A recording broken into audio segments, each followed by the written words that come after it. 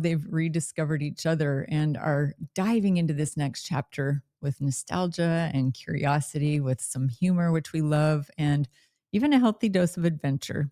I looked at him and I said, "What if I don't like us when she leaves?" We want this to be awesome. We want this to be the most exciting time of life. We're going to make this a phase of life that is not something we survive, but that we actually thrive in. It is a balance because there are a lot of people who want a part of you when you've got kids and you've got a spouse. If the creativity's not there, then just hit repeat and do what you did before, and the connection will really start to grow from there. Welcome to Marriage IQ, the podcast helping you become an intelligent spouse. I'm Heidi Hastings. And I'm Scott Hastings. We are two doctors, two researchers, two spouses, two lovers, and two incredibly different human beings coming together for one purpose: to change the stinky parts of your marriage into scintillating ones using intelligence mixed with a little fun. Welcome back, everyone, to another exciting episode of Marriage IQ. We're so glad that you joined us again today to learn how to really have a more scintillating marriage together. And we're doing this together, right? It's like one big swimming pool. We're in it together. And we found some people here to bring on our show today who actually live in the same city as us. So I didn't know this until just a few minutes ago. I think we had them booked before we figured it out. So Yeah. we're both in Frisco, Texas. I guess this is the new podcast hub of the world. We actually had another guest that his office is in Frisco. We thought he was in LA or something, but his office is in Frisco and he lives in McKinney. So small Putting world. Frisco, Texas on the map. I love it. Sounds great. Do you want to introduce our guest today, honey? Yeah, we have had some requests to do an episode with us on empty nesterhood, and that is a big part of our life right now. We could have done it on our own, but we found some experts that have their own podcast specifically targeted towards how to have a thriving marriage when you're empty nesters.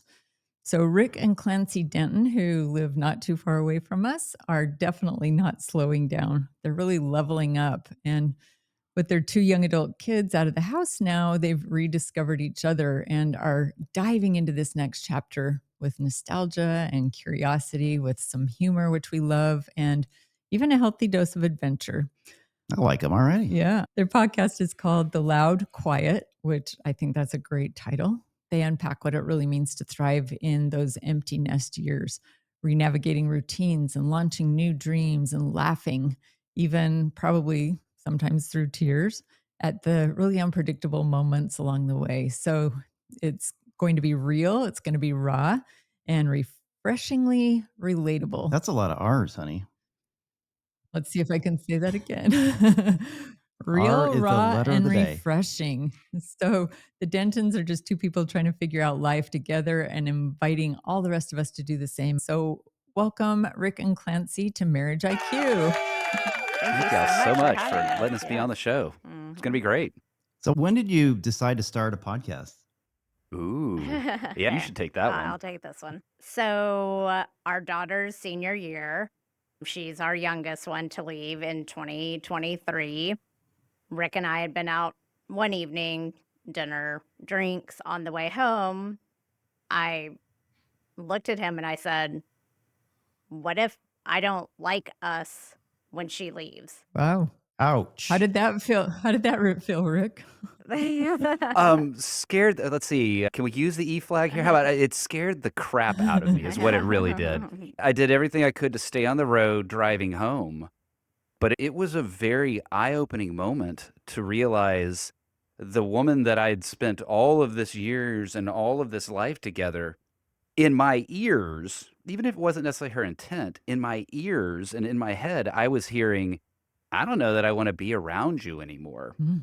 And that is not what I meant. We have had a wonderful marriage. Yes, there have been up and downs, as everyone has, but I just started thinking, okay, it's going back to just being the two of us. I was excited, but yes, I was also scared because Our son had left in 2020. Great relationship with him. Awesome. We still had Tegan at home. Tegan was like my little buddy shadow. We were together a lot. You know, when Rick was traveling, it was just us two at the house. She was heavily involved in school activities, so we were always doing that. And so I was just thinking, what is this going to look like? And so fast forward probably 2 months, I'm in the shower, get out of the shower, and I was like, we should start a podcast because we can't be the only ones that are thinking this way. And there is nothing out there about empty nest. You have all the parenting books up until you get them into college, and then it's like burp until retirement. You're Now on your what? own. Yeah. And what limited content there is out there seems to be very doom and gloom Yes. as well. And so at that moment when Clancy had scared me on the ride home, and we fast forwarded the 2 months there, but there was a lot of intentional discussions of, okay, we aren't going to find ourselves going diverging paths. How can we stay unified? And that intentional choice of, we're going to make this a phase of life that is not something we survive, but that we actually thrive in. And that feeling, that vibe just didn't seem to be as common out there. And so combining our enjoyment of each other, our enjoyment of, well, actually just deciding to talk and deciding, hey, let's have a therapy session that we hit record on, the podcast, The Loud Quiet, was born. So you were intentional. I hear one of our 4 cornerstones Oh, to a That's kinda how we scintillating appro- marriage. That's kind of how we approached it too, I think, in a lot of ways. Intentionality is big. Yes. We knew things had to change with kids leaving, and we're very intentional about Why is this so rare? I don't get it. we want this to be awesome. We want this to be the most exciting time of life. The party gets started. yeah. And I think a lot of you asked a question of why is this so rare? I think a lot of it is just there's a simple math exercise, even though we joked before we hit record that I don't do math, but I know that we were together with kids a lot longer than we were together without kids. And so the natural entropy of a relationship would just sort of start to let it break apart without choosing to go back to that first stage where we chose each other. And so we were having to re-choose each other. Otherwise, inertia just would have kind of had it just dissolving, which is not an outcome that Clancy or I wanted. Inertia, entropy. Yeah, that's That a takes natural course. Yeah, that takes intentionality to truly keep things from falling apart, from dissolving. Because that's what it's Yes. going to do. Right. If you're not intentional. Yeah. We really did. The first weekend back from dropping off Tegan, we booked ourselves so many things, and just us as a couple together. But I knew I couldn't just be in the house by ourselves. So we intentionally booked things to go and do that entire weekend. And I think that set the tone for how we have approached this phase of life. For those that know Frisco and know the DFW area, one of those was we said, all right, we're going to go to Fort Worth. Yeah, And I know that then sounds just- so yeah. simple. And the reason we bring that up is a lot of times when we're talking about this is just travel's been such a big part of our connectivity. And there's bigger trips, but this was something that is, well, depending on traffic, 30 minutes away. And that getting out of the house, like Clancy said, there were no physical elements that said, this is your old life. It was just us out there in Fort Worth. And that choice to get away was such a brilliant one that Clancy was driving us through. I'm curious. So pre last child leaving for college, Tegan leaving for college, do you feel like you had invested quite a bit in your relationship up to that point? Were you more focused on your children and your marriage took more of a backseat? I will pat ourselves on the back for this one and we were very blessed to have parents that lived in town for pretty much our kids' entire lives. So yes, we were very good about going on date nights, going on trips, just us. Okay. So we were very lucky in that area, we did a few marriage retreats. So we really did try to focus that we're first, and then y'all were added in after we were already together. I will say, yes, our kids were very big parts of our lives, and pretty much our entire social groups revolved around the parents of our children's friends from sports activities and those kind of things. So, Mhm. but we did try to put our relationship first before our relationship with our kids. And we were even comical with our kids about it. Like, just Mhm. like Clancy's saying there, we would say to them, no, you're not first. Yeah. We chose each Mhm. other. Y'all just happened to show up. And we were like well, I shouldn't say every other parent, but we were like a lot of parents that our social activity, like Clancy said, our schedules were very dominated Mhm. by the kids' activities. And there was plenty of kids' schedule Jenga that we had to navigate through. But a key part of that schedule navigation was we carved out the spaces for us. And that definitely set us up well for empty nest living. Mhm. I can agree with all this, but I might take an issue with part of it. It is my experience that every mother really puts a lot into their children. Now, fathers do too, but there is nothing like a mother and their child. Mhm. Hmm. And Mhm. we talked about this. Well, we put our marriage first. Do we? Sometimes, right? It becomes, and I'm not saying it's bad at all. Like there's this link because I've never been a mother. I guess I'll never be a mother, but there's this link. You can tell me if I'm wrong. Clancy, you can tell me if I'm wrong here.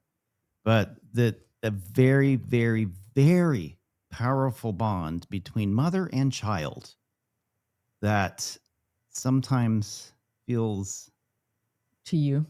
Mhm. well, I might be speaking for other men too. I'm not saying it happens to me. It is Never. a hard balance for sure, I'll say, but we, like you, we intentionally every Friday night for almost 30 years now had date night, and we go away together at least quarterly overnight for a weekend, and we do travel quite a bit together alone as well. But it is a balance because there are a lot of people who want a part of you when you've got kids and you've got a spouse, and so it takes intentionality with both. I think with the kids, they're a little better at saying, "I have an emergency and I need you right now." Yes.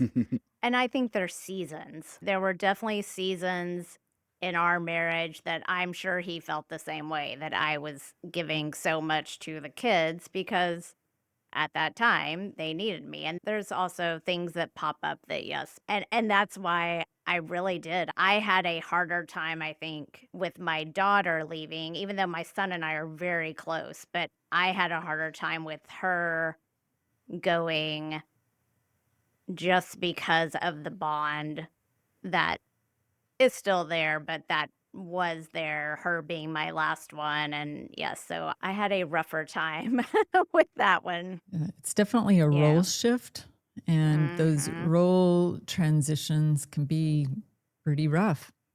I Yes. know when our last child, when our son left home, I started a PhD program, and that made it a little bit easier for me because I had some Mm-hmm. purpose in what I was Mm-hmm. doing. And for you starting the podcast, to be able to Mm-hmm. find those things that bring meaning in your life in different ways or something that you can do together is a really fantastic idea. But I do hear what you're saying. And I think what you're saying is that you having that foundation of putting each other first ultimately helped the transition be a little better. Is that what you're saying? 100% saying that.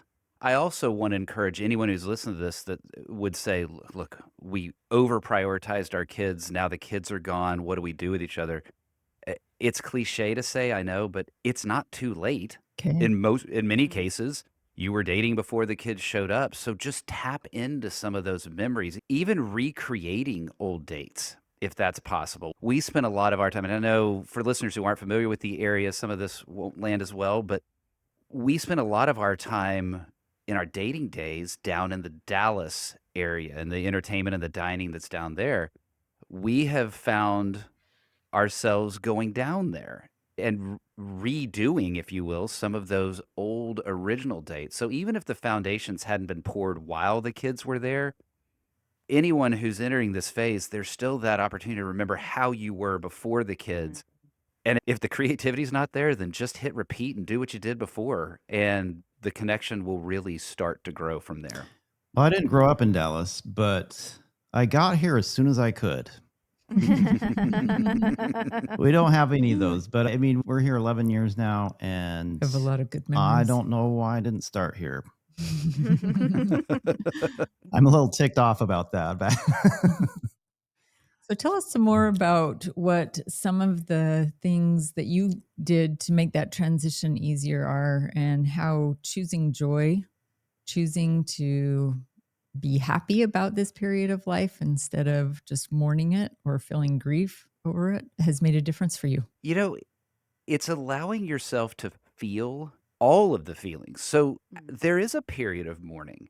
I still can visualize, and I know it was our first, but I can visualize him getting choked up thinking about it, walking down the stairs as he walked away from our car when we left him there at school the first time. And there's even almost, I've kind of Hollywooded it a bit, but he was backlit. We were in a parking garage, so it was like Music he was playing. going into the void. In my head, I guarantee it was. And then when our daughter, when she was leaving us, there's some incredibly emotional moments where she's crying, we're crying, and all of those things, and weave together in this just absolute ball of grief. And if I just tried to stuff that, well, then that grief would come bubbling back. No, we allowed ourselves to feel that. We absolutely Good. had tears. I went, and when we came home, and I would imagine Clancy did the same thing, I went and stood in her room Yep. and just looked around and felt the emptiness. I saw the cat that you may have seen just dart through. That's her cat. Stare into her room, wondering, hey, when's my lady coming back? Mhm.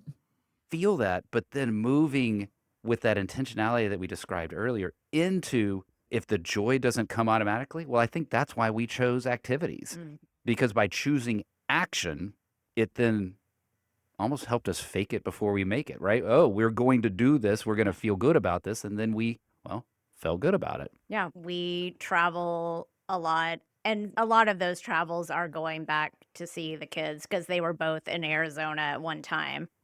And We tell them it was to see them, but really Arizona is no, just no, an awesome place to go yes. visit in the winter. Yeah, that's And I, home for us before Texas. Yeah, it's where we lived okay. Oh, yeah. till we discovered the real joy of no, Arizona's fine. We love it's a it. great place. Well, we like to visit. We did enjoy visiting. And I think just keeping up with the things that we just really enjoy doing. We love going out. We started a life group through our church for empty nesters and have become very close to both couples. In fact, our son and one of the daughters have been dating now for 6 months. Oh, 6 that's months. convenient. So I mean, that We was were friends with them I know first. we were. We remind them that all the time. We're like, we were friends first. So, but yes, just crazy things like that we've just continued doing, even to the point that this summer, when our daughter was home, it kind of disrupted our routine and Yes. schedule. We find That that first too. month. Yeah. Yeah. Hey, wait. We're Uh-huh. empty nesters. Something So- Clancy mentioned there is one of the more difficult elements of empty nesting. You'd said it actually earlier, where you talked about so much of our social groups, so much of our friends were actually the parents of our kids' friends. In a few cases, we've maintained relationships, but in a lot of cases, well, without the kid glue there, then those relationships have just faded and gone on their natural course. And it is incredibly difficult to find friends in the empty nest phase. Yes. And that is something that we, by doing the life group and making some conscious choices to do that, have started to build those relationships. But it's kind of like we were talking earlier, inertia does not create friendships. And having to do that, I'm not saying that we necessarily need a buffer between Clancy and me or that sort of stuff, but if we were just relying on each other for our well-being, our sense of entertainment and all of that would be really a struggle. But by seeking and finding out friends, that has really helped build a lot of that thriving in the empty nest that we talk about. And these are mutual friends, right? Or just like guy friends or That's a great point. Actually, But most of them are they couple are. friends. Yeah. That is interesting that I don't, well, you have, Clancy actually has a group Yeah. of her friends. That I've had for, I mean, our daughters all did competitive cheer together, so we've been bonded. We've been Trauma trauma bonding. bonded for life. And we do still go out once a month, even though all of our girls are either graduated from college or still in college. But yeah, the couple friends, I Yeah. mean, we're going out of town with one of them this weekend. So It is an interesting point that you raised, though, and it's something, this could be a whole divergent path and probably another episode that we could talk about. But adult males really struggle to find friendships that aren't just coupled friendships. mhm. And that's kind of an ongoing challenge. One of the podcasts that I listen to, Prof G, Scott Galloway, he talks about that a lot. And it's one of those, and I'm going to get the stats completely wrong, so I'm not even going to try the numeric aspect of it. But lack of friendships is more dangerous to health than smoking. Mhm. And especially for adult loneliness. males, because we have such a difficulty finding and maintaining and building and growing those friendships. And that's something that is, I don't want to say that I've necessarily solved it in the empty nest, but I know it's something that needs to be solved as to ensure the thriving in this space. Well, that's a good point. We did a deep dive on this Marriage IQ podcast. We read a lot of research. We're both researchers, and we choose to research marriage. And Mhm. it typically, in a marriage, there's a lot of health benefits. It generally benefits the man more than the woman. Like that's a consistent trait, a consistent finding that we're seeing. And I'm just Maybe wondering. for that one reason. I'm wondering if, because I hate stereotyping, but I think generally speaking, women probably do tend to form friendships in groups easier than men do. We could spend a lot of time on the biology of that, but that's probably one of the reasons why men might do better in marriages, health-wise, Because their wife is their emotional-wise. friend, their built-in friend. And I'll be honest, I don't know if I have any individual guy friends. All of my friends are our friends. Mhm. And Yeah. I don't know. I mean, I guess it's not bad enough for me to actually go out and do something about it, but So, Rick, do you have guy friends that you do things with? And do you think that is helpful to your empty nest years? Or do you pretty much, you work and you do your stuff with Clancy and stuff with your group of friends that are made up of couples? So let me answer your question. And that is, the group of guys that I do have are the couples Okay. that we have talked about from Life Group. Okay. As we were talking about this, I was thinking there is a group that I have, but it is so distant that it's almost like the memory of a group. And that is, I've got 3 very close college buddies that when we do get together, and I graduated in 95, so college was a long time ago. Mm.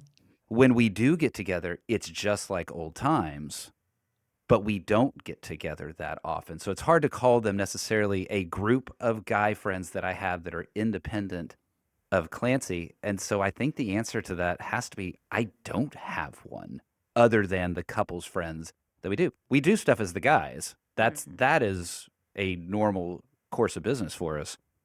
There just isn't a set of guy friends that I have that would be independent of anyone that Clancy knows. Neighbors. Our 2 neighbor. They are a couple friends too. They're still but- couple friends. Yeah, but yeah, I guess in this stage of life, I don't know how many, because we work together from our home office, you're not really out there Well, meeting new people, except when we go to podcasting conferences and we do meet people that we connect with. and I'll add to this. So this is the podcasting conferences. Just this week at church, it was a lot of focus on service. And there was a service organization that I've been circling for a couple of years. Well, I finally signed up for that. It's the Minutemen Response. They go into disaster and do disaster relief when those happen. I can't think of a better stage of life, a type of corporation situation or anything like that would be better for me to volunteer in something like that. I think that's a category where I am likely to find independent male friends. Yeah. And that's what it gets. We're almost going back to the very first theme of intentionality. It doesn't happen unless I choose to do this. And not pat on my back, I choose, but until one chooses to do something, then results of individual male friendships can show up, but they don't happen unless there's action. Right. That's a really good point. Heidi, we have had such a great time getting to know Rick and Clancy. Yeah, they're a lot of fun. Yeah, they're cut out of the same cloth, it feels like to me.